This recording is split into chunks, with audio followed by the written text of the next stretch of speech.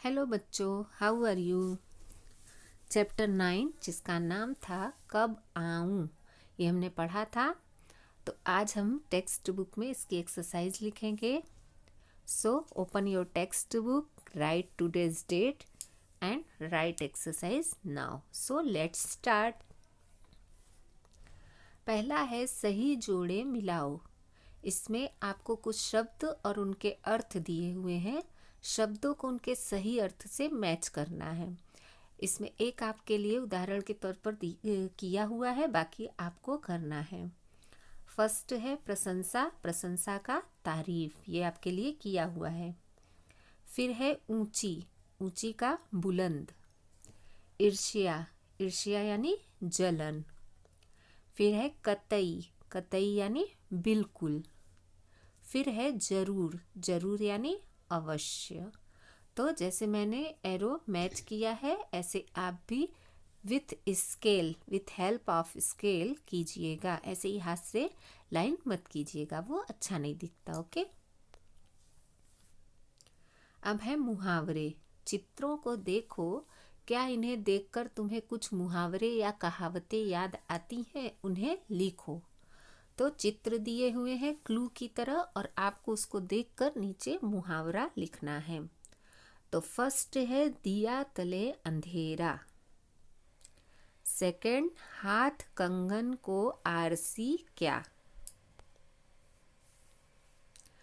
Third है आस्तीन का सांप। इसमें से कोई ना कोई कहावत आपने जरूर सुनी ही होगी। और फोर्थ है एक और एक 11। ठीक है।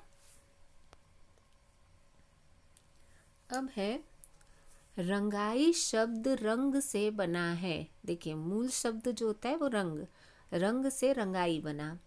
तो इसी तरह और शब्द बनाओ। साफ, तो साफ से बनेगा सफाई। चढ़, तो उससे बनेगा चढ़ाई। और बुन, तो बुन से बनेगा बुनाई। अब है जिन शब्दों के नीचे रेखा खींची है उनका मतलब बताओ। यानी अंडरलाइन वर्ड्स जो है उसका आपको अर्थ लिखना है। सबसे पहले है कतई। मुझे बैंगनी रंग कतई अच्छा नहीं लगता। कतई यानी बिल्कुल। नेक्स्ट है अवंती ने सेठ का मंसूबा भांप लिया। मंसूबा यानी इरादा। फिर है मैं तुम्हारा हुनर देखना चाहता हूँ। हुनर, हुनर यानी कला। सेठ बुलंद आवाज में बोला। आवाज यानी बोली। सेठ को ईर्ष्या होने लगी। ईर्ष्या यानी जलन। रंग के बारे में मेरी कोई खास पसंद तो है नहीं। खास यानी विशेष। अब है आफंती के बारे में कुछ वाक्य लिखो। आपको याद होगा चैप्टर 9 में सबसे पहले हमने कौन सा चैप्टर, 2 पार्ट है चैप्टर में। पहला पार्ट हमने पढ़ा था अक्ल बड़ी या भैंस, जिसमें आफंती की कहानी थी। तो आपको उसी से रिलेटेड इसमें दिया है कि आफंती के बारे में कुछ वाक्य लिखो। तुम उसके कपड़ों, शक्ल सूरत, पालतू पशु, बुद्धि आदि के बारे में बता सकती हो। यानी ये टॉपिक से रिलेटेड आपको लिखना है। तो 4 लाइन मैंने लिखी है। आफंती ने जोकरों वाले कपड़े पहन रखे थे। आप देखिएगा बुक में उसके कपड़े अजीब से हैं। उसकी शक्ल सूरत भी जोकर जैसी थी। आफंती देखने में बहुत ही कॉमेडियन टाइप लग रहा है। उसके चेहरे पर दाढ़ी, मूछें और सिर पर टोपी थी। उसने एक गधा पाल रखा था। आप उस कहानी को ध्यान से फिर से देखिएगा तो आपको उसमें दिखेगा कि उसका पालतू पशु गधा था। वह शरीर से कमजोर था। आफंती बिल्कुल पतला दुबला सा है ना, परंतु बहुत अक्लमंद था। आपको पता ही चल गया था कि उसने अपने बुद्धि से पहलवान को भी हरा दिया था। अब है जोड़े ढूंढो। दिन दीन, मेला मैला। ऊपर दिए गए शब्दों के जोड़ों में केवल एक मात्रा बदली गई है। किसी भी मात्रा को बदलने से अर्थ भी बदल जाता है। देखिए, मैं भी आपको जब हिंदी पढ़ाती हूँ तो हमेशा यही कहती हूँ कि एक बिंदी का भी बहुत महत्व होता है। मात्रा आप लोग ध्यान नहीं देते तो उसका मार्क्स भी मैं इसीलिए काटती हूँ कि अगर मात्रा बदल गई, एक ही मात्रा का अंतर होता है लेकिन अर्थ उसका एकदम अलग हो जाता है। तो आपको दिया है कि ऐसे और जोड़े बनाओ, देखें कौन सबसे ज़्यादा जोड़े ढूंढ पाता है। तो जितनी जगह दी है हम उतने जोड़े बनाएंगे। पहले है पिता पीता। पिता यानी पापा और पीता यानी पानी पीता है, शरबत पीता है, जो आप बोलते हैं ना ड्रिंकिंग, वो। नेक्स्ट है सुत सूत। जो पहला सुत है उसका मतलब होता है बेटा, ठीक है। और जैसे कहते हैं ना पवन सुत हनुमान, यानी पवन पुत्र हनुमान, ठीक है। और जो दूसरा सूत, सूत यानी धागा। नेक्स्ट है जाति जाति।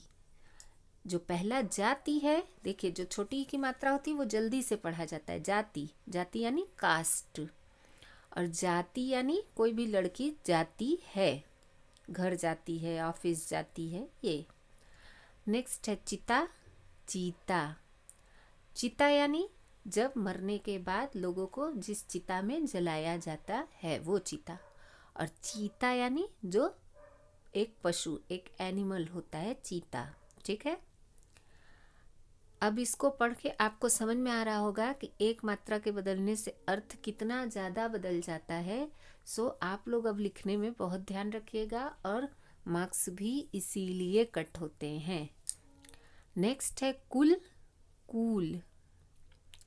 तो पहला कुल, कुल यानी खानदान, और दूसरा कूल, कूल यानी कि जो आप इंग्लिश में बोलते हैं कूल, तो ठंडा, ठीक है। नेक्स्ट है पिला पीला। तो पहला जो पिला है वो पानी पिलाना, ठीक है। और पीला जो दूसरा पीला है उसका मतलब होता है रंग। फिर है सास सांस। इसमें तो देखिए बस एक चंद्र बिंदु का अंतर है। पहला सास जो है वो जो पति की माँ होती हैं वो सास, उनको सास बोलते हैं। और सांस यानी जो हम सांस लेते हैं, ऑक्सीजन इन करते हैं, सांस लेते हैं ना, वो। नेक्स्ट है मिल मील। पहला मिल यानी मिलना, मीट, और दूसरा मील यानी जिससे कि दूरी नापी जाती है, 1 मील 2 मील, उसको इंग्लिश में माइल बोलते हैं, हिंदी में मील बोलते हैं, ओके। तो आपको अच्छे से समझ में आ गया होगा कि मात्रा बदलने से अर्थ में कितना अंतर आ जाता है। अब है कुछ कलाकारी। आपके इसमें ये टॉपिक दिया है कि कब आऊं वाले किस्से को चित्र कथा के रूप में लिखो। चित्र कथा का मतलब पूरी कहानी को, आपको पूरी स्टोरी को चित्र बना के रिप्रेजेंट करना है, सिर्फ चित्र के जरिए, उसमें कुछ लिखा नहीं होगा। तो ये आपको नहीं करना है क्योंकि इसमें बहुत टाइम भी लगेगा और सब लोग इतनी अच्छी ड्राइंग नहीं कर पाएंगे। सो इसे मैं स्किप करवा रही हूँ, तो इसे आपको नहीं करना है, ओके। तो ये हमारा टेक्स्ट बुक एक्सरसाइज कंप्लीट हो गया। आप लोग अपनी टेक्स्ट बुक में भी इसे कंप्लीट कीजिएगा, ओके। थैंक यू, बाय बच्चों।